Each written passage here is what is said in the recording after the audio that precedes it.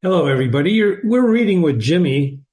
We're analyzing chapter 4 of Alice's Adventures in Wonderland. This is the second set of pages. We've already looked at the first two. We left off, as a matter of fact, with Alice seeing a bottle that doesn't say "drink me." It does not say "drink me." In fact, there's no label on it. But does it say "drink me"? Let me check that. Let me check that. There was no label at the time, so it doesn't say "drink me." There's a mistake that Jimmy made. So let's correct that now, right? Let's see. Hold on. That does not say "drink me." See, Jimmy's taking notes. Sometimes he makes mistakes when he types too fast. In any case, welcome. So we left off with Alice seeing a bottle that does not say "drink me." But nevertheless, she uncorked it and put it to her lips. This is very important. Is this a good idea to drink things that are not labeled? I don't think so. But remember, this chapter is about logic. This chapter is about assuming. Remember what happens when you assume, right? We don't want to assume anything, but Alice, nevertheless, right? I know something interesting is sure to happen. I'll bet you that's true. Of anything that you eat or drink, something interesting is be sure to happen. Maybe it's got food poisoning. Who knows? She said to herself, whenever I eat or drink anything, so I'm going to just see what this bottle does. This is a very curious young lady, isn't it, Alice? I do hope it will make me grow large again. Remember, how small is she right now? Do you remember?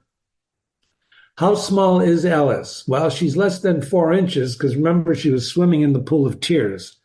So she's very tiny. I don't know if you can imagine what a tiny person looks like, but in any case, she's less than 4 inches tall when she meets that rabbit who basically is, he's talking to her and sending her on a trip there. And I'm quite tired of being such a tiny little thing. You see what I'm saying? She's very tired. So last chapter 2, we thought that we saw that the rabbit had mistaken her for being Marianne, who she thinks is the rabbit's housemaid. In any case, she's in the rabbit's house. She sees the bottle. She's about to leave with the fan and gloves, and boom, she sees that bottle. So indeed, she starts to drink it. Before she had drunk half the bottle, she found her head pressing against the ceiling. Now remember, she's in a tiny little house where the rabbit lives. So she drinks the bottle and she starts to grow. She hastily put it down. See the word hastily? Hastily. She hastily put it down. So obviously eating and drinking in Wonderland makes you change. Ladies and gentlemen, eating and drinking, not just in Wonderland, but in day-to-day life, makes you change. Whenever you eat anything, if you ate a banana today, it's going to change you because you read about what happens when you eat bananas or when you eat anything. You change. Your body assimilates that. Chemical reactions take place. All sorts of things happen. And it's true here in Wonderland. In this case, she's growing back again. And she says to herself, that's enough. I hope I shouldn't grow anymore. I shan't grow anymore. See the word shan't? I shan't. I shan't. Right? Forget that. Shan't. As it is, I can't get out of the door. I do wish I hadn't drunk so much. Have you ever said that to yourself? I wish I hadn't drunk so much. I wish I hadn't eaten so much. Have you ever said that? If not, you will say that one day. And now Alice is saying, I wish I hadn't drunk so much because now she's growing. But it was too late because she kept on growing and growing, growing and growing. And very soon she had to kneel down on the floor. In another minute, there was not even room for this. And she tried the effect of lying down with one elbow against the door and the other arm curled around her head. She's contorting. There's a contortion. I've defined contortions on the side here for you. Contortions is the skill of twisting and bending your body. She's twisting and bending her body, and on that, because she's being squeezed in this little house. She's growing. She's expanding. Now I can do no more. Whatever happens, what will become of me? She can't do any more. She's reached her limit of contortions, and she's despair. Despair is. This poor young kid, she despairs a lot. She gets into these predicaments. That's true of life a lot, and we despair. So she's in despair. And then the next paragraph is important. Luckily, the little magic, and now had its full effect, and she grew no larger. So, boom, she stopped. But she's really squeezed into this little place. Luckily for Ellis, she stopped growing. Is this lucky? Keep reading. Still, it was very uncomfortable, and there seemed to be no sort of chance that ever getting out of the room again. No wonder she felt unhappy. She's unhappy. She's all contorted. She's twisted up like a pretzel. And then she thinks it was much pleasanter at home. When one wasn't growing larger and smaller and being ordered about by mice and rabbits. I almost wish I hadn't gone down the rabbit hole. That's called regret. That's called temporary regret. Keep reading. And yet, it's rather curious, this sort of life. This is an interesting observation that she makes to herself, because she's thinking, oh, I'd be better at home. Someday, if you're young, you're going to leave home, and you're going to have these thoughts. Oh, I should have never left home. It was much better. And other times you're going to say, well, wait, maybe I should have left home. This approach, they call that an approach avoidance conflict. Approach avoidance. You can read about that if you want to look it up.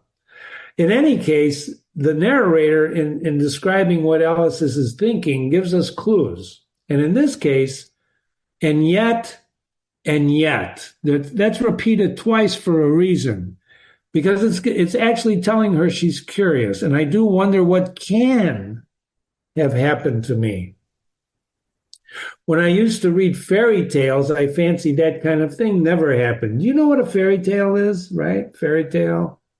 Snow White, etc. Fairy tales are basically non-real things or stories. Are they? Are they really? Sometimes you live life and it seems like a fairy tale because everything seems wonderful.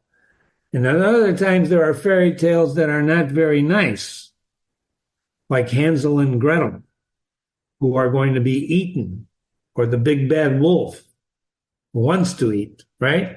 So fairy tales have good and bad things going on in them, and actually so does life. And that's what this story is, ladies and gentlemen. It's a story about Alice weaving her way through life in Wonderland. Wonderland is a snapshot of life. And she finds herself, look at the top of the next page, in the middle of one being the fairy tale. And then she thinks, there ought to be a book written about me. That there ought. So actually, that's called irony. And irony, I define it for you up there, as action that the audience, it's clear to the audience and not the character.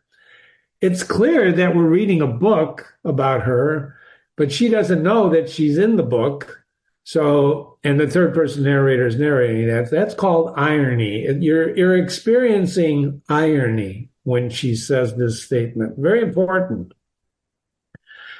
And then she says, and when I grow up, I will write one. But I'm grown up now. Is she? Is she grown up? Now, she's twisted like a pretzel in this little house. And she says, I'm grown up now. Is she grown up? Remember, words in Alice's Adventures in Wonderland are very important. How people use them, how people interpret them. Remember the tail and the tail of the mouse, right? Grown up Is she grown up or is she just big for the house?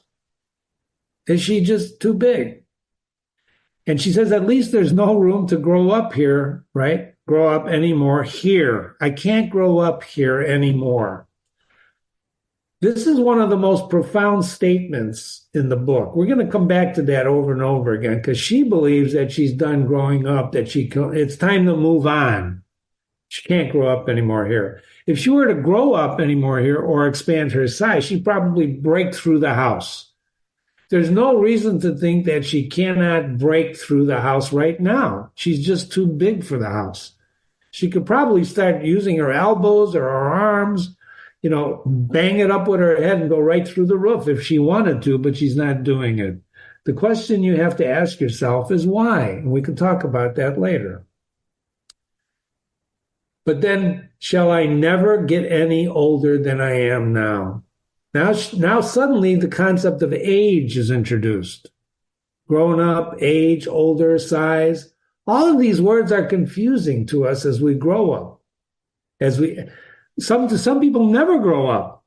There's a song, I won't grow up, I won't grow up. I'm not going to sing it for you, ladies and gentlemen.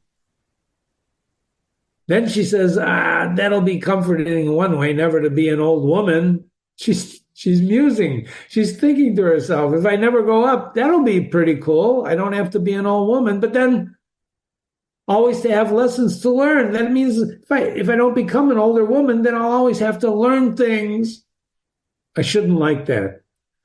Time and space. She's talking really in very mysterious terms about time passing. She's in a certain space where she's too big for the space. This is very interesting. And then suddenly she chastises herself. You can look up the word chastise. Oh, how you foolish Alice, she answered herself. She's talking to herself. She does this a lot. I think this is a great trait, to have conversations with yourself. Don't do it out loud because then certain people will think you're nuts, right? You're a little off. But it's good to talk to yourself, to reason with yourself, to think things through, not to just start drinking from bottles that aren't labeled. How can you learn lessons in years, she says to herself. Why, there's hardly room for you, and there's no room at all for any lesson books. So she's squeezed in. She's squeezed in. Besides, don't forget who lives here. The rabbit. W. Rabbit. So she went on like this from one side, then the other. She's conversations. And then suddenly, after a few minutes, she hears a voice outside, and it says, Marianne, fetch me my gloves this moment. And then the little pattering of feet. We're going to stop there. So she's musing with herself. She's drank from the bottle. She's squeezed in there, right? And then suddenly, she's interrupted. Marianne. And there's that rabbit again. Probably, we're going to assume that it's the rabbit who lives in that house calling her. And we're going to see what happens in the next chapter. Thank you very much for listening. This is the analysis of the next couple of pages in chapter 4 that we're reading. The rabbit sends in a little bill. The rabbit sends in a little. That's still going to be an important title. This is Jimmy. You're reading with Jimmy, Alice's Adventures in Wonderland, chapter 4 analysis. Email me, jimmy@readingwithjimmy.com, jimmy@readingwithjimmy.com. Look forward to seeing you soon. Thanks again for listening.